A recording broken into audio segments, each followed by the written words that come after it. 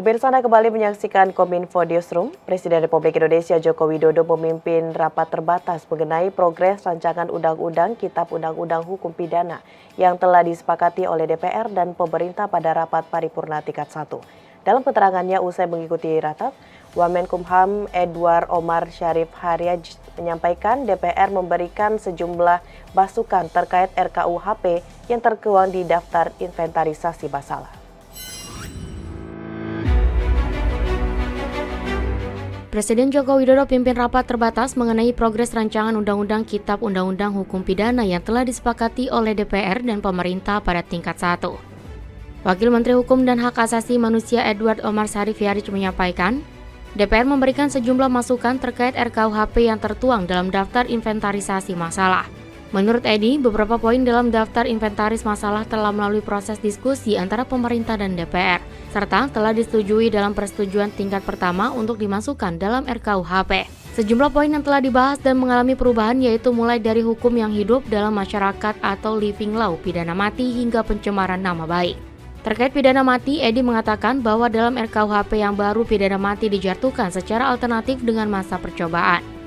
Kemudian pemerintah juga menambahkan pasal 240 RKUHP terkait penghinaan terhadap pemerintah dengan sejumlah pembatasan. Penghinaan terhadap pemerintah dalam pasal tersebut terbatas pada lembaga kepresidenan, sedangkan penghinaan terhadap lembaga negara hanya terbatas pada lembaga legislatif yaitu DPR, MPR, dan DPD, serta lembaga yudikatif yaitu Mahkamah Konstitusi dan Mahkamah Agung. Dalam RKUHP tersebut, pemerintah juga menghapus pasal terkait pencemaran nama baik dan penghinaan yang tertuang dalam Undang-Undang Informasi dan Transaksi Elektronik.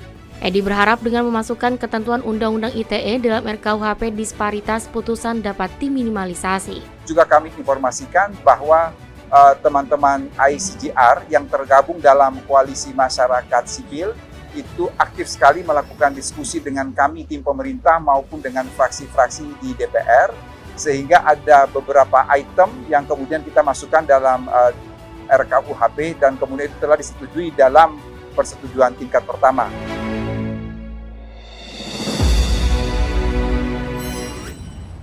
Sementara itu, anggota tim perumus RUU KUHP Marsus Priyo Gudarto menyampaikan perkembangan pembahasan RKUHP kepada Presiden Republik Indonesia Joko Widodo.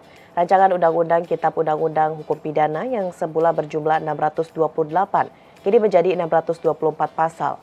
Hal tersebut dikarenakan ada beberapa pasal yang diatur dalam 43 bab.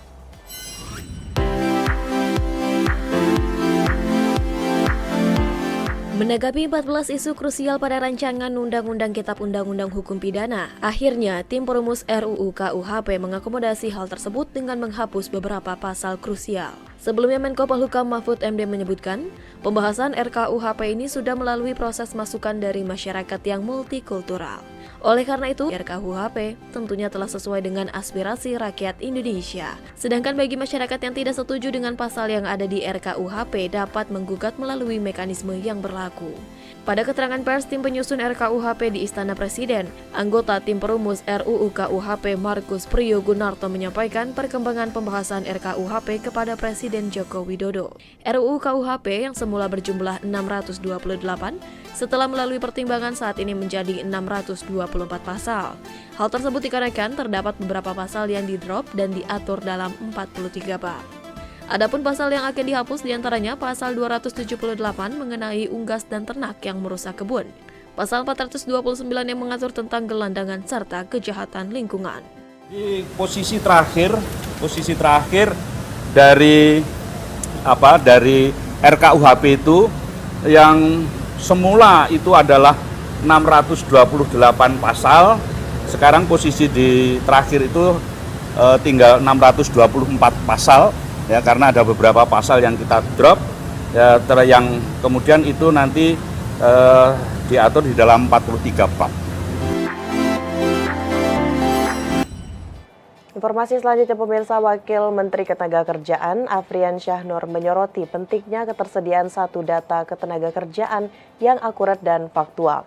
Hal tersebut disampaikan Wamenaker dalam acara Satu Data Ketenagakerjaan 2022 di Jakarta.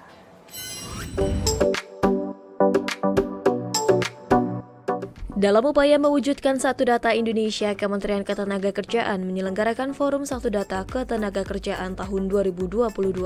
Salah satu tujuan dari pelaksanaan forum tersebut yakni menetapkan daftar data beserta standar ketenagakerjaan untuk diimplementasikan di pusat dan di daerah pada tahun 2023 sesuai dengan prinsip Satu Data Indonesia. Wakil Menteri Ketenagakerjaan Afrian Syah Nur menyampaikan dalam menciptakan penetapan ekosistem Satu Data Ketenagakerjaan terdapat 4 faktor, yakni relevansi antara data dan tujuan penggunaan, ketepatan waktu dalam mengelola data, reliabilitas data dan akses data agar saling terintegrasi dan terpadu antara pusat dan daerah.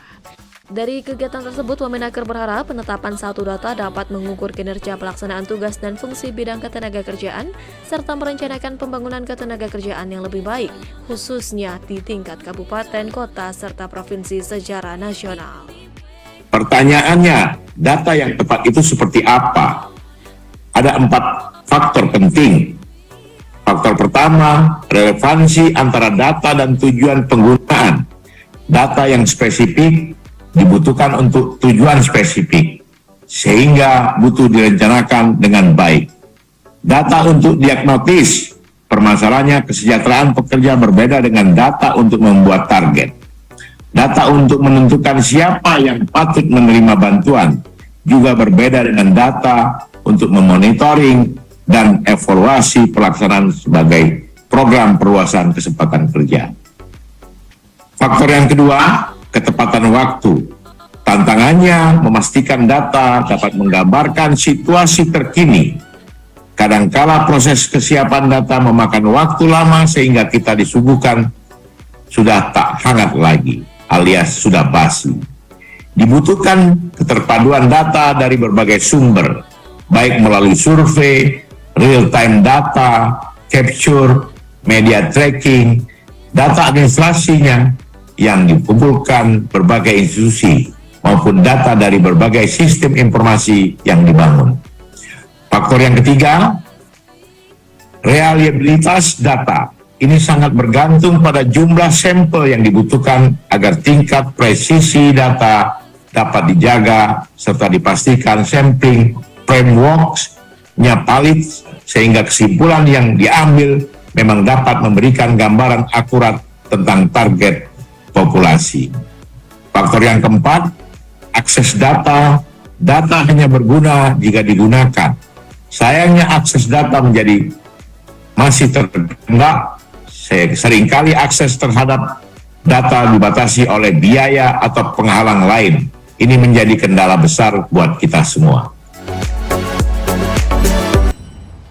Kementerian Pariwisata dan Ekonomi Kreatif berkolaborasi dengan beberapa ekosistem ekonomi pariwisata kreatif membantu korban gempa di Kabupaten Cianjur, Jawa Barat. Salah satu upaya bantuan yang digulirkan ialah melakukan charity untuk membeli sejumlah kebutuhan para korban gempa. Menteri Pariwisata dan Ekonomi Kreatif Sandiaga Salahuddin Uno dalam acara The Weekly Brief with Sandi Uno mengapresiasi upaya gotong royong pelaku pariwisata dan ekonomi kreatif atau Parekraf untuk membantu korban gempa Cianjur, Jawa Barat. Kemenparekraf berkolaborasi dengan ekosistem pelaku Parekraf demi korban gempa Cianjur. Salah satunya yakni dengan melakukan charity mengumpulkan donasi untuk membeli sejumlah kebutuhan yang diperlukan oleh para korban gempa. Selain itu, staf ahli Menteri Bidang Manajemen Krisis Kemenparekraf Fajar Utomo mengungkapkan, pasca kejadian gempa bumi di Cianjur tersebut, ia langsung berkoordinasi dengan Dinas Pariwisata Cianjur untuk mengetahui kebutuhan apa saja yang dibutuhkan para korban. Lebih lanjut, Menteri Sandi mengatakan kolaborasi dari sektor pemerintah dan swasta dalam membantu korban bencana dapat memulihkan kembali Cianjur. Kolaborasi ini dapat membantu yang masih berjuang untuk memulihkan kondisi dan bangkit dari bencana gempa di Cianjur. Pak Andre, jadi kami sangat mengapresiasi dan jika seandainya nanti ada lagi kegiatan Goal of Charity, kami akan siap mendukung agar lebih banyak terkumpul bantuan untuk saudara-saudara kita yang membutuhkan. Nah itu nanti sekaligus juga kita ingin meningkatkan pengetahuan tentang manajemen krisis kepariwisataan. Karena ternyata ini bisa kita gunakan untuk langkah-langkah preventif untuk penyelamatan. Saya sekali lagi terima kasih kepada Red Doors, Pondok Indah Golf Club, dan Eiger, Alfie Coffee, dan PT Catur Bakti Persada Parabellum yang telah berkontribusi Dan tentunya Pak staf ahli, Pak Fajar, selamat jalan, hati-hati di jalan, dan mari kita doakan yang terbaik kepada saudara-saudara kita, dan semoga para korban yang meninggal dalam keadaan syahid husnul khatimah dan selamat, diberikan kekuatan dan ketabahan untuk keluarga yang ditinggalkan.